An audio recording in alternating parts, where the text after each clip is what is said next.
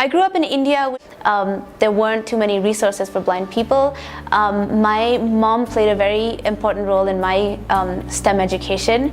She made all my STEM graphics for me with craft materials like foam and twine. We used wiki sticks a lot, and we used raised graph paper.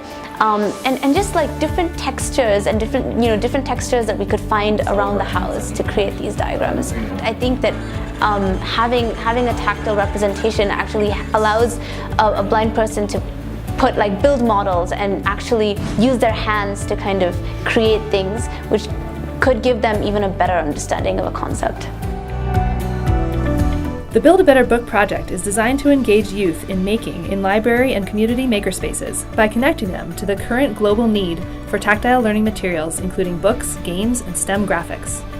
Build a Better Book project is, I think, a really awesome opportunity for young designers and young students to be introduced to the notion of universal design and accessibility and multimodal literacy in a way that engages them in using all of their senses to be exploring the world, but then also really learning about different people's abilities and how design can really support people in different ways. The key points about a tactile diagram is, one, it needs to be bigger, because we as blind people feel with our fingertips, and we want to have enough room to kind of explore a diagram.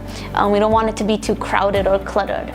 The second point is that we want different textures. So just as for sighted people, color is really important, textures are really important for someone who's blind. First prototypes of the laser printing, that we kind of tested on, were super shallow, and she was like, okay, so you need to make the cuts more deeper and make them bigger.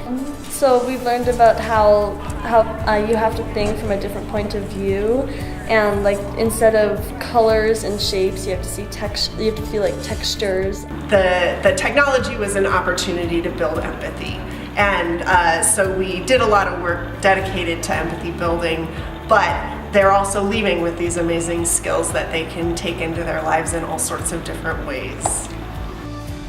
Interested in contributing to the Build a Better Book project? We are now expanding our network using a combination of training workshops with Makerspace facilitators and with our online resources housed on Workbench platform.